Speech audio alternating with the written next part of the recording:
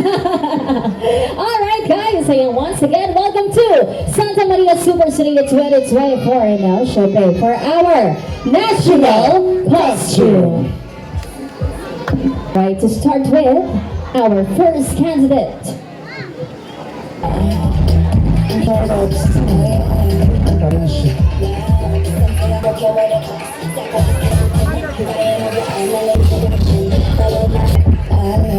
Nilayo-layo po ng aking pinanggalingan, wala po bang palakpakan dyan? At wala rin mo bang hiyawan dyan? Marami pong salamat. The physical attribute of a person in time will change, but the goodness and the greatness of the heart will definitely last for a lifetime. By the way, my name is Miss Mikay Bautista. Just only 18 years old. You're half Filipina and half Pakistan. Puturi all the way last from the rising city, San Jose del Monte, province of Bulacan. And I'm very proud and humble to say that I am your Miss International Queen Philippines, fourth runner-up. But tonight, please do allow me to carry the image of your one and only, your Miss Universe Philippines 2020.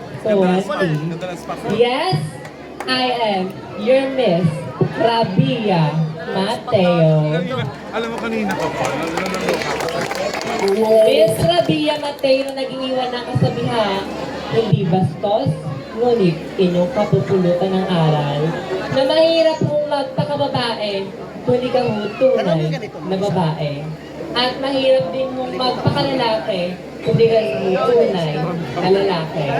Ngunit mas mahirap magpakatao, kung di ka tuturing at respeto bilang isang tao. Again, I am your candidate number 1, saying, kung maganda ka, mag-number 1 ka. Thank you!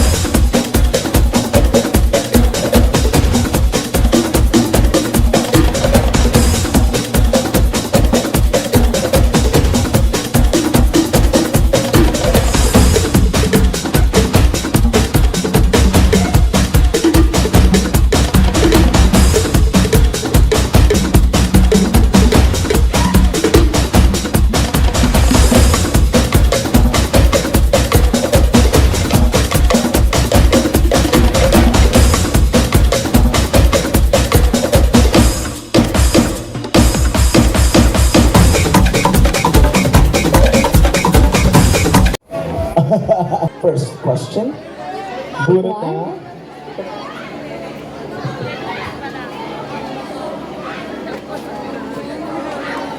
Four. Hindi ko niya nabasa. Number 4. Alright, so we're gonna flash a picture and our LED wall. Alright, in your own words, how do you explain this picture? Maraming salamat po sa inyong napakagandang katanungan. Marahil sa pagkakataon pong ito, makikita po natin sa ating LED wall ang isang ina at ama na kasama ang kanyang anak na nagsisiyahan na minsan ay hindi ko nadama. Dahil palagi po nating tatandaan, ang magkaroon ng isang masayang pamilya ay pinaka-importante sa ating buhay. Kayo man ay mahirap o mayaman, basta't kumpleto ang pamilya, makontento ka dahil ang pamilya ang pinakamahalaga sa ating buhay. Because always remember, family is thicker than water. Thank you. Thank you so much. Kindly, number 1. Alright, you may now pick one Dalawa na lang. for your question. And open, and what the number? Question Number 3 po. number 3. Number 3. Question number 3. What does it mean to be a super Serena? Maraming salamat po. Hayaan niyo po akong sagutin ang inyong katanungan ng mula sa aking puso na walang halong palabok. Para po ba sa akin, ano nga daw ho ba ang kahulugan ng pagiging Serena? Ayun po ay ang maging pagkatotoo at bilang patunay na karipong mga Serena ay tao. Sa pamamagitan po ng stage na to, pinapatunayan po namin sa inyong mga manonood na kami mga party ng LGBT ay hindi po salot, hindi po trahedya, o hindi po kami gawa ng demonyo.